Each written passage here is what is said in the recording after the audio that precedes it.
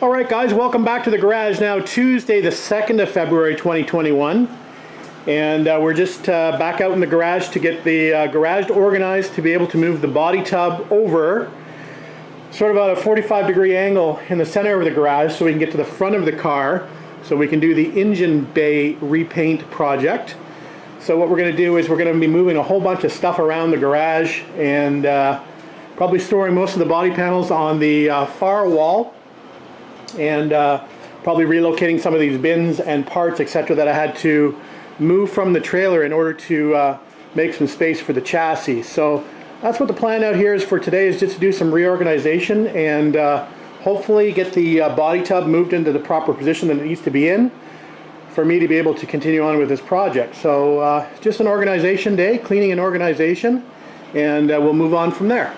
Alright, it's been a while since I've seen it uncovered, and still looking pretty good, looking dusty, but other than that, just having a quick look at the engine bay, and it doesn't look too bad at first glance, but once I get some light on it, some better light on it, you'll see that there are some light spots very similar to the way the trunk was sprayed, because I did not use a black sealer in the engine bay or the trunk initially, and I should have. I'd say lesson learned.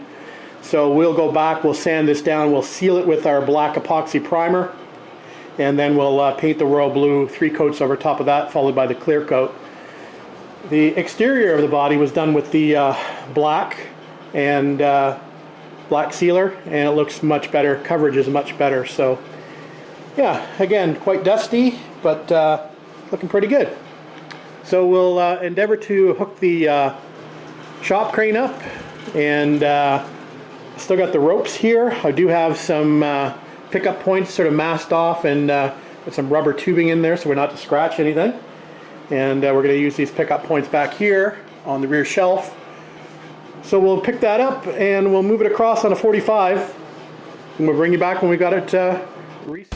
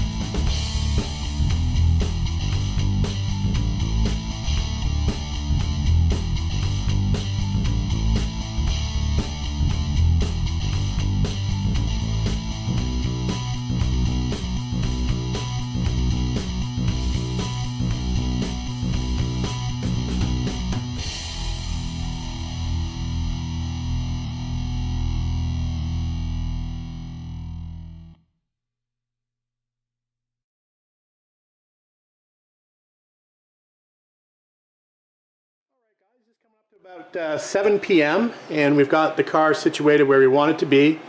I've added a few more lights at the front of the garage since that's the darkest area of the garage. So those will help us out to when we get to the painting stage. Covered up all the stuff on the a wall that I don't want to get any overspray on. There's a few other areas that I'm not too worried about getting overspray on, like the toolboxes and the compressor, etc. They've been exposed to a lot of that over the last 10 years. So yeah, the area in the front of the car is clear for paint, so I've got lots of room to be able to maneuver around the car and up inside if need be. I can always remove this sawhorse. It's really just there as a safety for the bunk that the body is sitting on, so I should be able to get up and under to spray up underneath the lip of this channel here, which didn't get painted very well. So I'm going to start sanding on this tomorrow. I haven't quite decided whether I'm going to be going with 400 or 600 grit. We'll see what sandpaper we have in stock. That's probably going to be one of the issues in the next little while, is actually getting materials. I do need to get some fast reducer. I've only got medium and slow, So because the temperature in the garage is pretty cold, I'm going to need some different reducers for both my clear coat and my base coat paint. So we've got to pick that up. I've got to pick up some new masking film, some masking tape, etc. So I got to make sure that I can actually get into an auto body store since we are still in lockdown here. I'm not sure how that's going to work, if I can pre-order it and pick it up. So we'll find out about that tomorrow. But regardless, we'll start sanding on this tomorrow and getting ready for paint whenever that might be. So stay tuned. Alright guys, Wednesday night out in the garage about 8 p.m. and we're just doing a little cleanup and a little organization prior to us starting to sand on this car. I had a bit of an expensive day today as I had to buy some new products to help us with this engine bay paint project because it's going to be so cold out here in the garage. I've had to invest in a few different other materials to make that happen. So let's go over those now. The first thing I've bought here is some more paint, some more base coat for the car. The reason I'm doing this is because I'm a little bit concerned about running out of the paint that I purchased initially for this car that the exterior of the body tub is already painted in. So you notice that I wrote interior on here. So what I'm planning on doing is I'm not going to mix this with the paint that I still have left. I think I still have about, let's say, just a little over half a gallon, maybe 3/4 of a gallon of exterior paint. This is the paint that's on the car right now. So I'm calling this interior paint. So the plan is to use this for the engine bay, for under the trunk, for under the hood, for example, inner doors, for example, because I don't want to run short of paint for the exterior. So we're not touching the can that I've got up in the cupboard. We will use this new paint to repaint the engine bay. As you know, I already repainted the trunk, so that's why I'm running a little bit short. I was getting a little bit concerned about running short on paint. So I thought I'd better pick up some more paint because obviously it's going to be less of an issue if I have that new paint on the interior. If it's slightly, I'm hoping that it's going to be a perfect match, but if it's slightly off match, it's not going to matter as much in the engine bay, or you're not going to notice it as much in the engine bay or under the boot lid or under the bonnet lid, for example. So that's why we've picked up an additional half gallon, so basically 2 quarts of this Chrysler DB9 Night Watch Blue. So I've mentioned that I'm going to be painting in a relatively cold garage. At the minimum, it's going to be about 65 degrees. I'm going to try to get it up to about 70 degrees. So in order to do painting in a cold environment, I've decided to go with this low VOC fast reducer. I have medium and I have slow in the cupboard, but those are not going to work in these cold temperatures. So we've had to invest in a little bit of fast reducer. So one more comment on the temperature. I'm not really concerned about being able to get the garage up to a high enough temperature to paint. The problem is I'm going to have to exhaust the fumes from the paint somehow, which means I'm going to have to crack the garage door, possibly the front garage door up a little bit and the side garage door, to get the paint overspray out of the garage. And as soon as I do that, obviously, with the exterior temperatures being in the, I think it's supposed to be -8 degrees Celsius on the weekend, with the temperatures being in the -degrees outside, it's going to really suck the heat out of the garage very quickly, and I won't be able to recover that heat very quickly. So we're going to have to play a little bit of a game out here, and obviously be careful not to blow ourselves up in the process. So that is my concern out here, is again not being able to get the garage up to temperature. It's being able to keep the garage at temperature. Okay, the next item I purchased was a new clear kit. So this is actually a 4:1 mix ratio on this clear kit. It's not a high solid clear coat like what I normally use for this car. I have been using for the exterior a Matrix branded clear coat called AG40, which is a high solid European style clear coat. However, from a cost perspective, and again, let's talk about cost and utilization.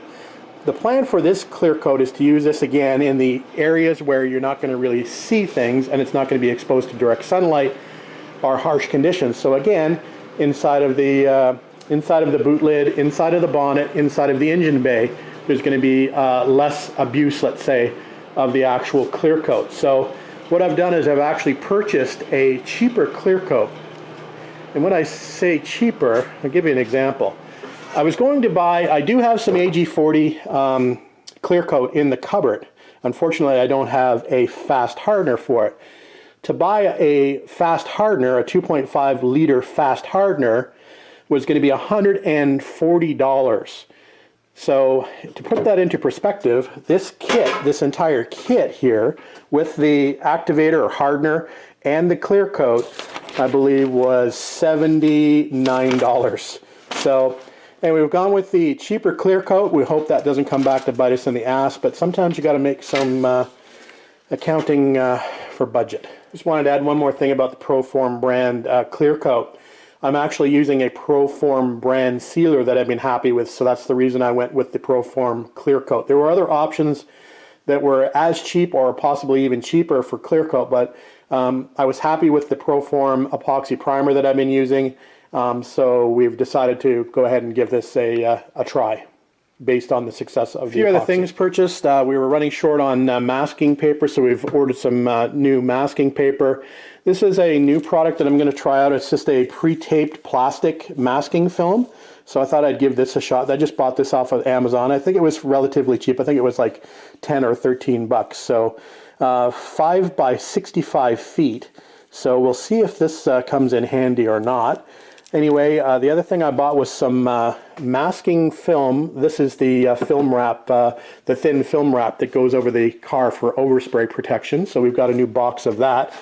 Just a few paint cups and a couple of rolls of the 3M masking tape in different width.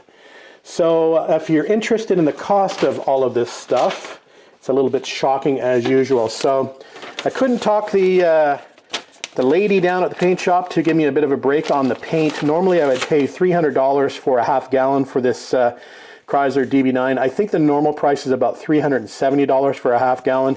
Unfortunately, I was only able to sweet talk her down to $350 from $370, so I didn't get my normal discount on the paint. So $350 for a half gallon of the Chrysler DB9. This is mixed 1-to-1, so that's technically a gallon sprayable. Okay, the Proform Clear Coat Kit, as mentioned, was $79.90. The masking paper was $15.75. The plastic overspray wrap, fairly expensive for that stuff, $69.90. So I don't think I got a very good deal on that. The 3M tape's actually not too bad, $6.50 for the large roll, for the larger width diameter, larger width roll. $3.50 for the smaller roll. That's actually pretty good price, actually, considering it's 3M tape. Those are usually pretty expensive, so that's not too bad. $6.50 sounds like a lot for a roll of tape, but there are different qualities of tape, and you want to use the best tape possible that you can afford. So we've gone with the more expensive 3M brand.